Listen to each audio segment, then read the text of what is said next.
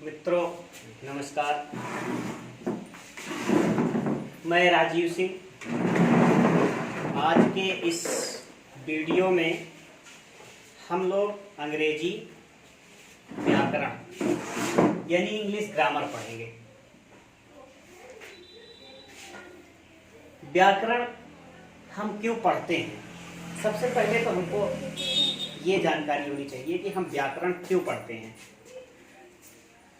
तो व्याकरण के द्वारा हमें ये जानकारी मिलती है कि हम किसी भाषा को कैसे ठीक ठीक समझते हैं, बोलते हैं और लिखते हैं। हम एक एग्जाम्पल देते हैं।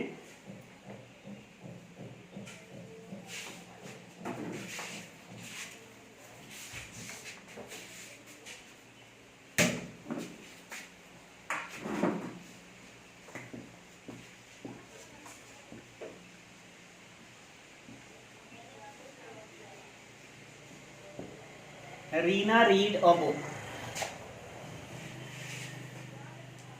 अब ये वाक्य हम देख रहे हैं, लिखा है, इसमें रीना एक सब्जेक्ट है, ये वर्ब है और ये इसका ऑब्जेक्ट है। वाक्य भी सही दिखाई पड़ रहा है, लेकिन क्या ये वास्तव में सही है? अगर हम इसको व्याकरण की दृष्टि से देखें और हम वाक्य को पढ़ें, रीना रीड अ बुक, तो व्याकरण की दृष्टि से ये वाक्य हमारा सही नहीं है। क्यों नहीं सही है? क्योंकि अगर हम पढ़ते हैं रीना रीड अ बुक, तो सब्जेक्ट हमारा रीना है जो कि सिंगुलर नंबर है, और इसके साथ जो वर्ब हम पढ़ रहे हैं वो पढ़ रहे हैं प्लूरल का। सिंगुलर नंबर सब्जेक्ट के साथ प्लूरल नंबर वर्ब पढ़ रहे हैं, इसलिए ये वाक्य हमारा गलत है। अगर हम इसी वाक्य को पढ़ें, रीना रेड अ बुक,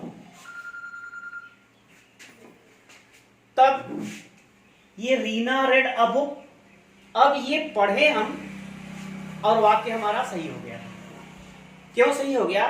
क्योंकि हमने अब सिंगुलर नंबर वर्ब के साथ सिंगुलर नंबर नाउन को लगा लिया है। केवल प्रोनाउंसिएशन से ही पता चला। जब इसको रीड को हमने रेड पढ़ा, तब ये हमारा पास्ट टेंस में चला गया और वाक्य हमारा सही। हम लोग ये कैसे जाने कि रीड प्लूरल है? क्योंकि नाउन हमेशा अपने मूल रूप में सिंगुलर होता है और वर्ब हमेशा अपने मूल रूप में प्लूरल होती है।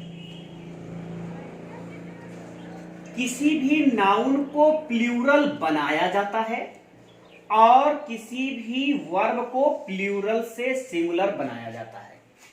जब हम किसी वर्ब को लिख दें, जहां गो लिख दें, जहां कम लिख दें, रीड लिख दें, ड्रिंक लिख दें, तो ये ऐसी वर्ब अपने मूल रूप में प्लूरल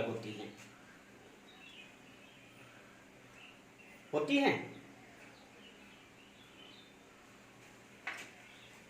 अब अगर हम मैन लिख दें, पेन लिख दें, काऊ लिख दें, हेन लिख दें, अब ये नाउन अपने मूल रूप में सिंगुलर है। तो जो भी शब्द अपने मूल रूप में बिना कुछ संशोधन किए का लिखा है और उसको हम शब्द को नाउन और वर्ब में क्लासिफाइड कर लेते हैं। हम लोग वीडियो में आगे देखेंगे कि हम कैसे पहचानते हैं कि ये नाउन है, वर्ब है। पार्ट्स ऑफ स्पीच के माध्यम से हम समझेंगे। बट हम तो यहां सिर्फ ये जानने का प्रयास कर रहे हैं कि हम व्याकरण क्यों पढ़ें, वाई वी लर्न व्याकरण, ग्रामर। तो ग्रामर से ही हमको ये पता चला कि सिंगुलर है कि प्लूरल है।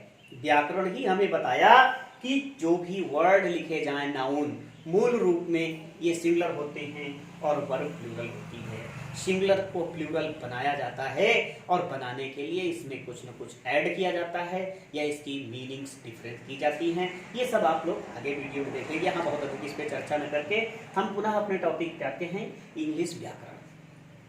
तो व्याकरण, कोई भी भाषा के व्याकरण हो, चाहे वो अंग्रेजी व्याकरण हो, चाहे हिंदी व्याकरण हो और चाहे संस्कृत व्याकरण हो, हर व्याकरण हमें उस भाषा को ठीक से बोलना, लिखना, पढ़ना और समझना बताते हैं।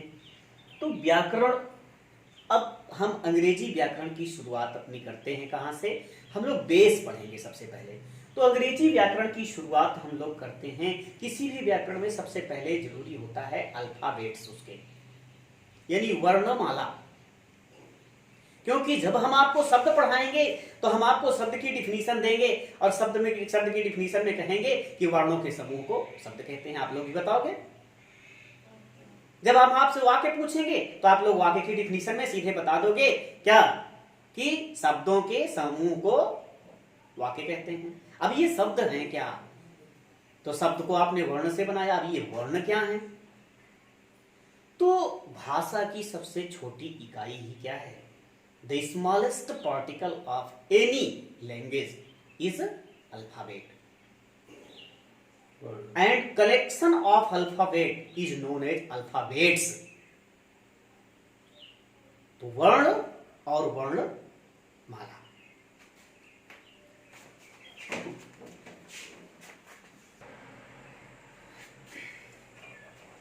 तो वर्ण और वर्णमाला,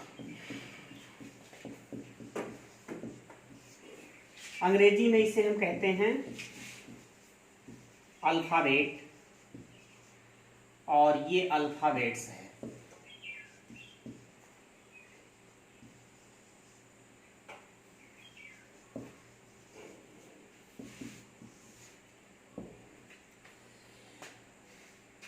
अंग्रेजी वर्णमाला में कुल मिलाकर के वर्ण जो होते हैं वो क्या होती हैं? लिपियां होती हैं।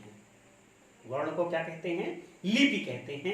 ये लिपि का मतलब कि किसी भी भाषा को व्यक्त करने के लिए कुछ संकेत बने होते हैं, उन्हीं संकेतों को लिपि कहा जाता है और लिपियों से ही वर्ण बनते।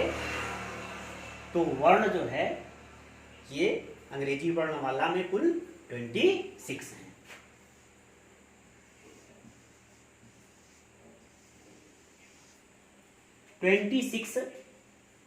अल्फाबेट्स हैं।